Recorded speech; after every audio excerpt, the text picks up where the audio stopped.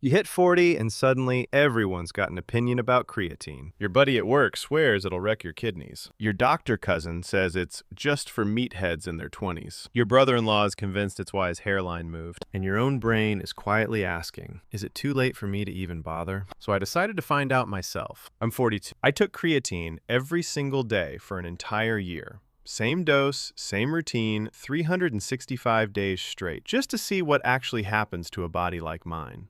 Not a 22-year-old bodybuilder's. Here's exactly how it played out, month by month. Week 1 is where you make every decision that actually matters, before you've swallowed a single scoop. First, why bother at all after 40? Creatine isn't some new age powder invented for gym influencers with jaw implants. Your body already makes it, and it's been sitting in your muscles this whole time, waiting to fuel you every time you lift, sprint for the bus, or wrestle a suitcase into an overhead bin. After 40, your body naturally starts making and storing less of it, right as you're already losing muscle every decade if you're not fighting it. That's the gap creatine fills. Next, what to buy. Walk into the supplement aisle and you'll get ambushed. Creatine HCl, buffered creatine, creatine ethyl ester, advanced absorption creatine, some sparkly fruit punch version charging double for the exact same active ingredient. Skip all of it. Flip the container over and read the ingredients. If it says anything other than creatine monohydrate, you're paying extra for a label. I used plain creatine monohydrate for all 365 days. Nothing fancier,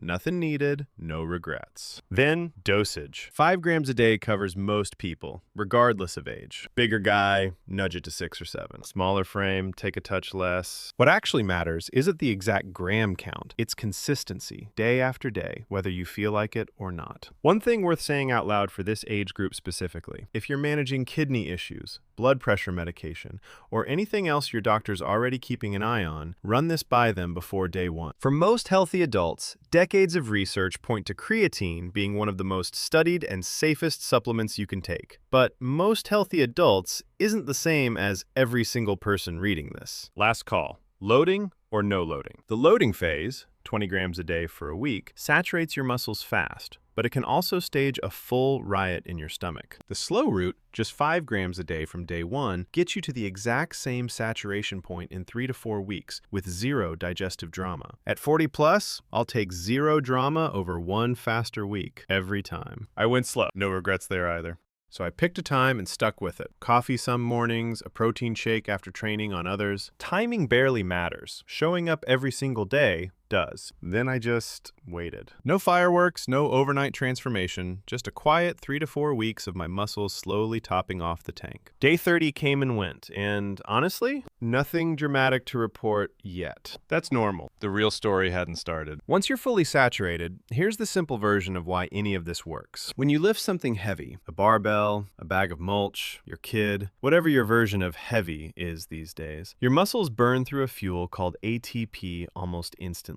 The problem is, your muscles only store a tiny bit of it. Once that runs out, your muscles tap out, whether you're 25 or 55. Creatine tops off your muscles' creatine stores, so your body can produce ATP faster and keep going a little longer before it quits on you. Stack that up over months and it turns into real, usable strength, the kind that matters after 40, like carrying both grocery bags in one trip without your shoulder filing a formal complaint, or getting off the floor without narrating it like a stunt. By month 3, that showed up as small, unglamorous wins. 2 or 3 extra reps here, a little more weight on the bar there. Nothing dramatic, just slow, steady evidence that something was actually different. Not the kind of thing you'd notice unless you were tracking it. I was, and the numbers didn't lie. Month 3 to 6 is where it stopped being subtle. Recovery got noticeably better. That 2-day soreness after leg day that used to wreck my entire week and half my personality shrank down to barely a day. When you're 40 plus and trying to train consistently around a job, kids, and a body that complains more than it used to, faster recovery isn't a bonus feature. It's basically the whole game. My muscles also started looking fuller, not bloated. Creatine pulls water into your muscle cells, not underneath your skin, so you fill out instead of puffing up. And energy on training days got steadier too. Less of that mid-afternoon crash that used to convince me I was just getting old. By the 12-month mark, all those small monthly wins had stacked into something real. My squat added about 25 pounds, my bench added roughly 15. Not overnight, but over 12 steady months. Recovery held up under a real schedule,